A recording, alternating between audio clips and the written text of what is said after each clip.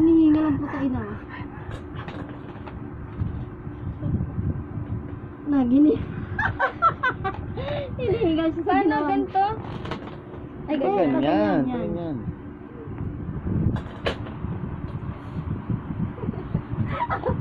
Wala mo ba?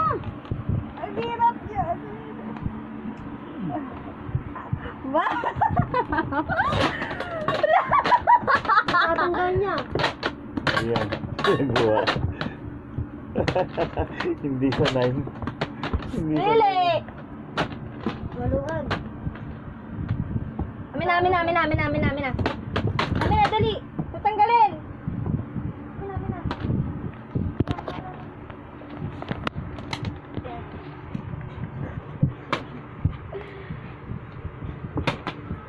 Tatanggal. Tatanggal ba? Hindi. Baka ano Hindi. siya? Tagal no? Ano tatanggal niya? Dili! Hindi sanay yung video. Ganyan kaya nung umpisa si ano? Hindi, okay lang, hindi na ayun, may panghigpit pala eh. Kaya pa kabila. May panghigpit pala eh. Ito na yung panghigpit niya? Tagal na pala eh. Baka naman pa kabila ang lagay, ang busal. Yung sa kabila, ito nasa ulo niya. Hindi, yung malapad dun Hindi, sa ano. tama lang yan, mama. Tatanggal niya. Hala! Natatanggal niya. Baka masira niya yan. Ito, mahal-mahal pa Wala, naman yan. natanggal niya oh. Papatanggalin mo! Huwag ka mag... Ganito. Baka yun, alin mo nga sa video kung paano maglagay ng busal. Ala! Sino ba? Tama na nga Hindi yun naman eh. ito Ito na nga yung sa baba niya oh. Tama yan. Makulit lang talaga to. Tama yan oh. Tama pag ganyan. Salpak mo na. Binili ka. Wala ka siya. Pa! Tulong naman, di ba? Oo nga yan! Yan. Diyos ko naman. Please, salpak mo muna. Wait lang. Tingnan natin. Hindi. Baka pa kabila nga. Ma, hawakan mo kasi naman. Hindi, sige, bilis. Tama mo, galit na siya sa puso. Really? Huwag mo yung kamay niya. Salpak na. Si Papa naman eh. Inaano ko nga Ang muna ginagawa eh. eh. Ay, kakagatin ako eh. Bilis eh. Salpak mo muna. Lili. Baka pa ganyan nga. Ah, bilis. Really? Yung kamay ang hawakan mo pa. Tingnan mo muna. Oh.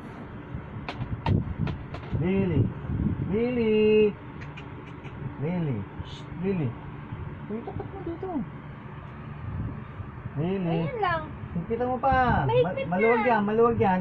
Kaya Ayan o, nga. luwag o. Dapat nasa leg niya yan eh. Dito o aya, matatanggal niya yan eh.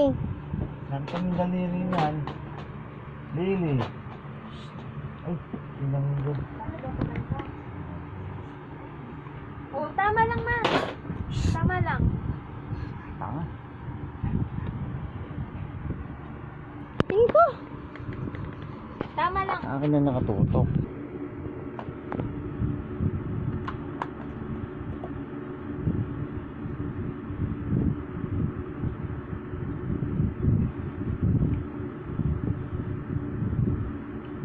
Is nag-aantay eh. Take a look. Ay, ganyan. Try mo ang ganyan.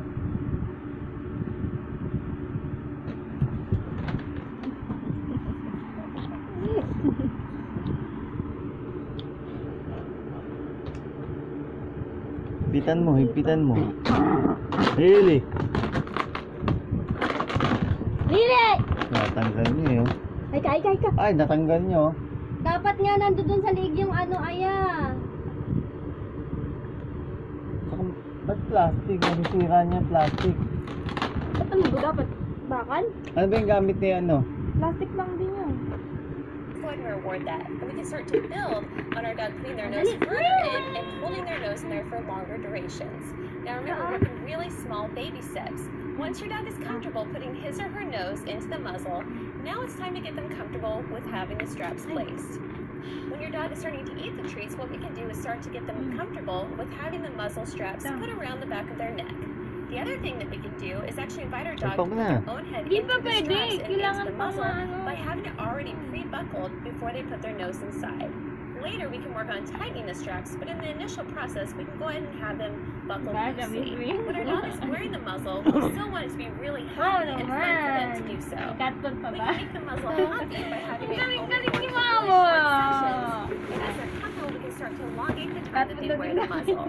At the very start, it might just be having the muzzle on for a few seconds, Go. lots of treats, and then we take it off. And later, we can start to build up on that duration. One way that we can gauge if our dog is comfortable and Suntok mo na. relaxed is by asking Hindi them na what they pwede really madaliin enjoy pa. doing, such as a shake, a spin, or a sit. If you notice that your dog isn't responding to any of their known cues, or if you notice a change in their body language, we may need to go back to an easier part in the muzzle training process. Galing-galing naman yan, So Lily, our Lily pets will be ko. happy and relaxed rather than concerned or anxious when they're wearing the muzzle. You can also add in a cue to your dog putting their nose inside of the muzzle. You may say a cue such as muzzle, Wow, bait na! or a lot of times I like to use a really fun cue such as bacon as I invite my dog to put their nose inside. If you have a dog that has displayed aggression in the past, or a dog that becomes tense, anxious, or otherwise acts upset whenever you approach valued food and toy items, first start by talking to your veterinarian, who may guide you to work alongside a veterinary behaviorist or the trusted Gano'ng reward-based katagal trainer magaganto? during your muzzle training process. Yung muscle Basket training muzzle parang training muna is an siya. important life skill for all Muscle dogs. training. When dogs are happy to wear their basket Yan, yung muzzle, it ganyan. allows us to Tingnan perform ko ngayon, procedures with less restraint, more safety, services, and I'm here today to talk to you about how to acclimate your dog to a muzzle. Hindi ah. If you have a dog that has a history of aggressive behavior or has bitten someone in the past, this is a dog that you want to have a muzzle on when company is present or when you're out on a walk. Not only is this going to help prevent your dog from being able to bite somebody, but it's also a red flag and kind of a warning for other people that may be walking by. Just remember, for your dog's safety, you don't want to leave the muzzle on for extended periods of time. Some muzzles can actually restrict their breathing. We also don't want you to leave it on and leave them unattended. We want to make sure that you're supervising them at all times so that they're not going to hurt themselves trying to get that muzzle off. If you do find yourself in a situation where you need to use a muzzle, there's a lot of different ones out there on the market. There's cloth muzzles, there's basket muzzles, so we're going to kind of show you some differences with them. So a typical cloth muzzle would be a muzzle that I'd recommend if you were going to your veterinary hospital and you needed to do a blood draw or a quick toenail trim.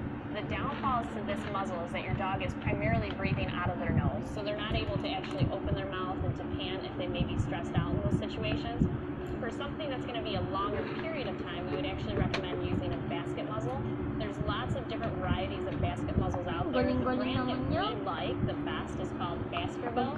There's a couple of reasons for it. Is it actually has a spot right here where you can feed your dogs treats and let them know that this actually stays on them. So once it's fitted correctly, your dog can't paw it off. Busal talaga So tawag for us, dito? if I was going to buy a muzzle today, I would buy a Baskerville.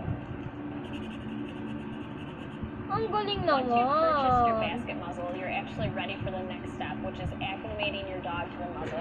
We're going to run you through a couple of steps that we find that works Great well. naman yan. One of the things we always tell people is our goal is not to take the muzzle and to put it on the dog and to make this a bad experience. We want to make it as positive as we can. We want them to look at the muzzle as a fun toy, as something that can be fun for them. So as we run you through this, there's 3 steps to it. So step 1 is getting the dog just to look at the muzzle. Perfect. So we just have them look at it, and then we reward them for looking at the muzzle. Reinforcement can be anything that's rewarding. It can be food, it can be toys, but food is much faster. Good. So once they've started looking at it, then we actually want to get them, step 2 is to get them to put their face inside the muzzle. Good boy. So some dogs may just peek their nose in there just out of curiosity. So this is Griffin's first day ever working with a muzzle.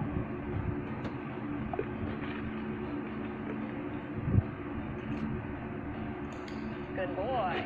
So if they start to get a little reluctant or if it's just not working out, they're not going in as easy, you can't take the treat and hold it inside here.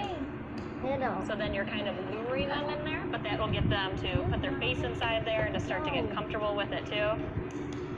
Good boy. So once you get that out of them, step 3 is the hardest step. So in the step 3, what we actually want to do is we want to get this buckled on the dog. The reason I say that it's a harder one is it takes a lot of coordination on my half to get the dog busy in doing this. So for step 3, I always like to use peanut butter or spray cheese or something like that. And I'll actually take and coat the inside of the muzzle with Pwede it. lang ano yun sa So the kanya? goal here is Lagyan that pa- Griffin pwede is pala going lagyan to ng be peanut super butter fascinated para with the maano peanut yan. butter on here. Ito na nga, And Kat, that hindi he ko na actually kaya will naman let me get this buckled on him without paying attention too much. Ayun oh. Lalagyan mo ng peanut butter para hindi niya nahalata na So may you always ano want to na make sure that you have kinakapitan na it siya. tight enough just so you can get 2 fingers under it. It's not important for their first Para time that it's maamoy really niya, that para tight, maiwan but yung it'll amoy. really give you that Dila-dilaan niya promise. yun oh. Hindi, The lagyan, Oscar lagyan mo Bill niyan. also has Pwede that yan. one Peanut strap butter that we were diba? talking about Saan? that actually Sa- clips sa right baba. behind Hindi, here. yun lang. So Tapos the point ano. of the strap is that they actually Meron keep the muzzle doon. off, that it's going to stay on. Sa baba sa lagay ng ano sa